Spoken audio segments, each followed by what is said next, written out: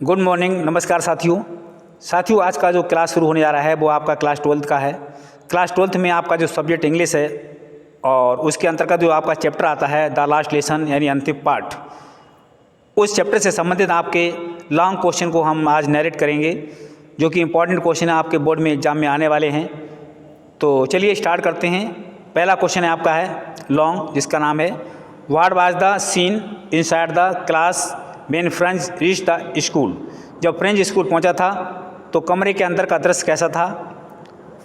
हालांकि जब Franz school पहुंचा तो कमरे के अंदर का दृश्य कैसा था। तो चलिए इसका आंसर देख लेते हैं। When Franz reached the school, जब फ्रेंच स्कूल पहुंचा। The scene inside the class, तो कक्षा के अंदर का जो दृश्य था वाज अनयूजली, वो अनुपयुक्त था। वेरी क्वाइट यानी बहुत शांत था, यूजली रोज के अपेक्षा। व्हेन स्कूल बिगिन, जब स्कूल शुरू होते थे रोज, तो देयर वाज ए ग्रेट वस्टल, तो बड़ी शोरगुल होता था। वस्टल माने शोरगुल। बिस्कुट भी हियर्ड, जिसको सुना जा सकता था। आउट इन द स्ट्रीट माने गली में, हालांकि ऐसा शोर होता था जो गली में सुन सकते थे। आगे कह रहे हैं ही सा, उसने देखा। हिज क्लासमेट, अपने कक्षा के सहपाठियों को। Had already taken their places, की पहले से वो अपनी जगह पर बैठे हुए थे।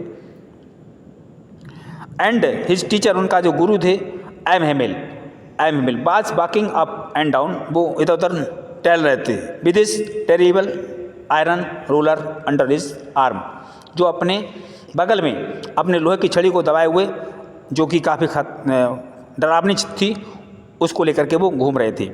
वेन एम हेमिल सा हिम, जब एम हेमिल ने उनको देखा, यानी उसको देखा, किसको, फ्रेंच के लिए। ही सैड वेरी काइंडली, उन्होंने बड़े दयालुता से कहा, go to your place quickly little Franz, की छोटे फ्रेंच, जाओ जल्दी से अपनी जगह पर चले जाओ। We were beginning without you, हम आपके बिना ही शुरू करने वाले थे। Franz jumped over the bench, और फ्रेंच जल्दी से बेंच को उछल गया। And sat down at his desk, और अपने डेस्क पर बैठ जाता है।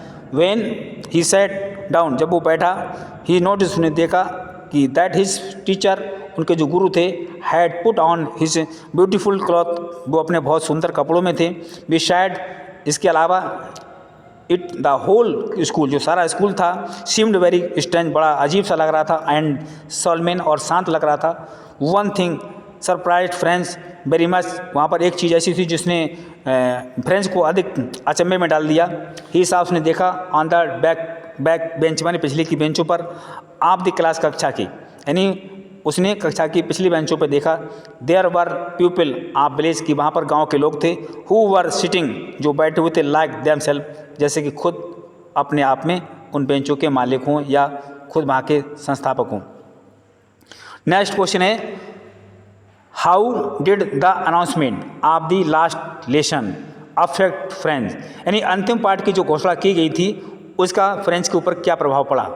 तो इसका आंसर जान लेते हैं, समझ लेते हैं कि M Hamel announced, M Hamel ने घोषित कर दिया that it would be their last French class, कि ये आपका अंतिम फ्रेंच का क्लास होगा।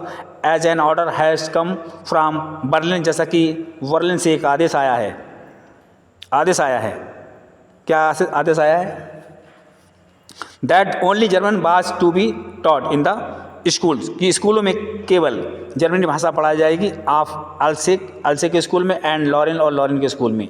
दिस अनाउंसमेंट, इस तरह की जो घोषणा की गई थी, सॉकेड फ्रेंच, इससे जो फ्रेंच था वो सदमे में पड़ जाता है। As he had never expected this, क्योंकि उसने ऐसे कभी भी उम्मीद नहीं की थी। The weight of the books, जो किताबों का वजन था, which were very hard to carry, जिसको ले जाने में बड़ी कठिनाई होती थी। सडनली, अचानक, फेल्ट सो लाइट, अचानक उसको कुछ राहत महसूस हुई, हल्कापन महसूस हुआ। फ्रेंच वाज सोकेड, जो फ्रेंच सदमे में था। एंड सरप्राइज, और अचंभे में था। ही फेल्ट वेरी गिल्टी, उसने अपने आप को बड़ा दोषी ठहराया। फॉर डिलिबरेटली इग्नोरिंग, और उसको वो नज़रअंदाज करता रहा। टू लर्न हिज नेटिव, की वो अपनी मात्र भाषा, जो उसकी लैंग्वेज थी, उसको वो याद करे। एंड ही सडनली डेवलप्ड, और उसने शीघ्र इस चीज़ को विकसित किया। ए स्ट्रेंज फैसिनेबल, कहना फैसिनेशन फॉर हिज लैंग्वेज, अपनी भाषा के लिए। एंड हिज स्कूल, और अपने स्कूल के लिए।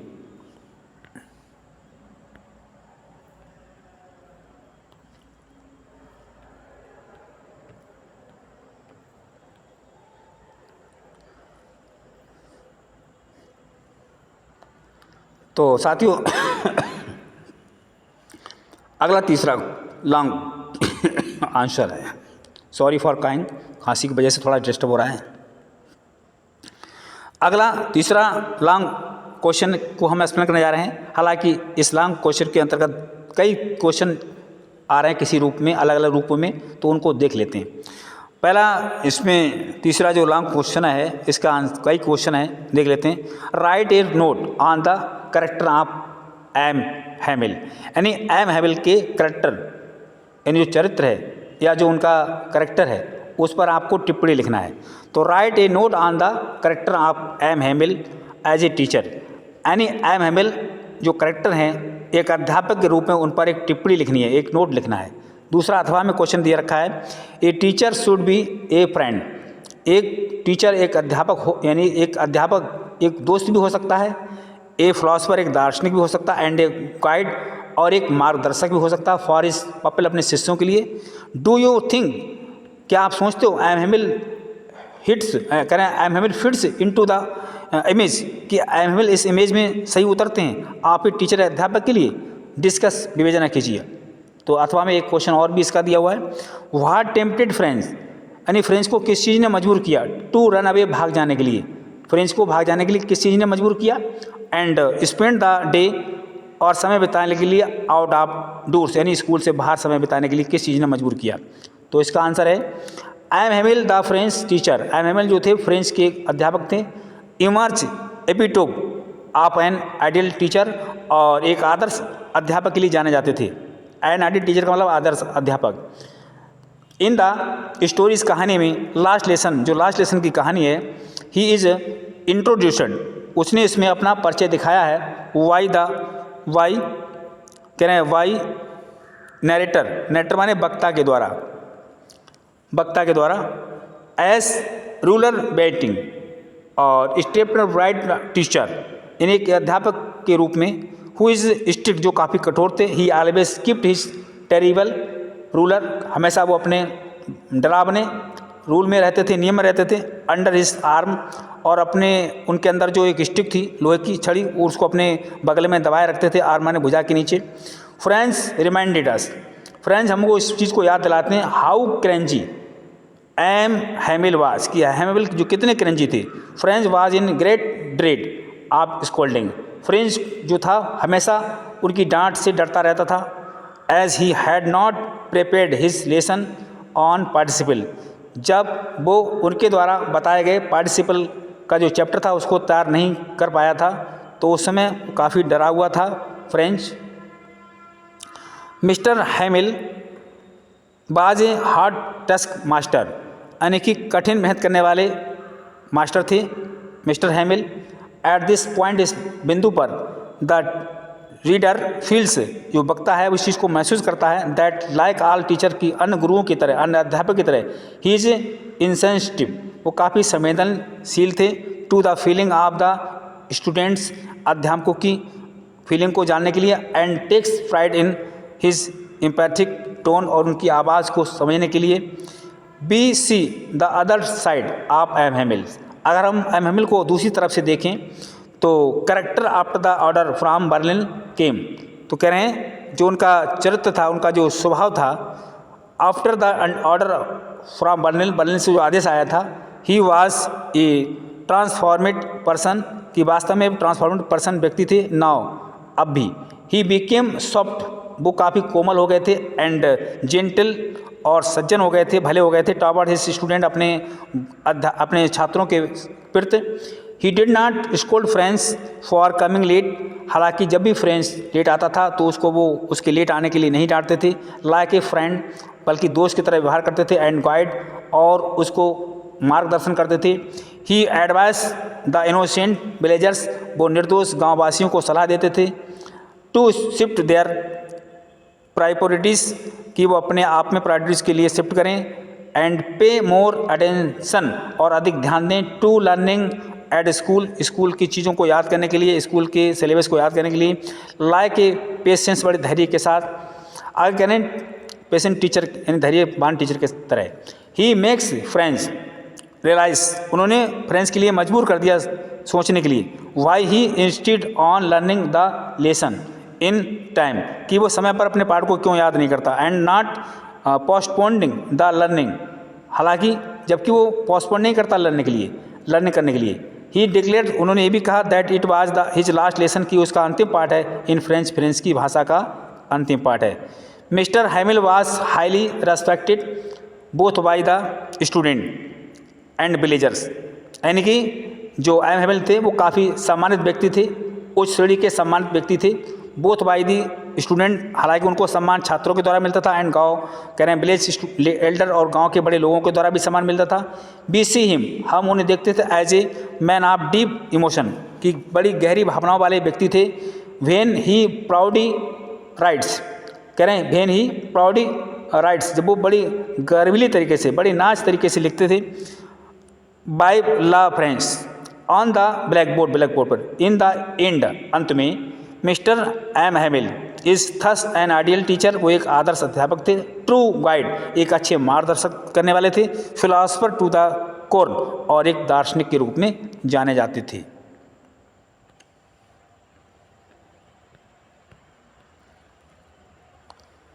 अगला है क्वेश्चन हमारा, हालांकि चौथा क्वेश्चन है, why did M Hamel declare, M Hamel ने क्यों डिक्लेयर कर दिया दैट द लेसन, जो पाठ which he was going to teach, जो पढ़ाने जा रहे हैं, जो पाठ पढ़ाने जा रहे हैं, ऑन द फैटफुल डे, यानी फैटफुल डे, वो दिन बहुत भाग्यशाली है, was to be the last lesson, और वो अंतिम पाठ है।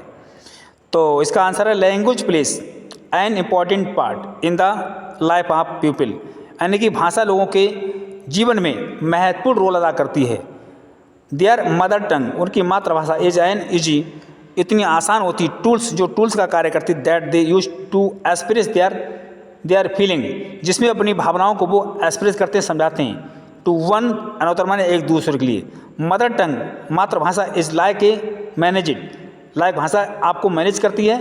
It bonds the people into a whole, हालांकि सारे लोगों को एक लय में बांध रखती है।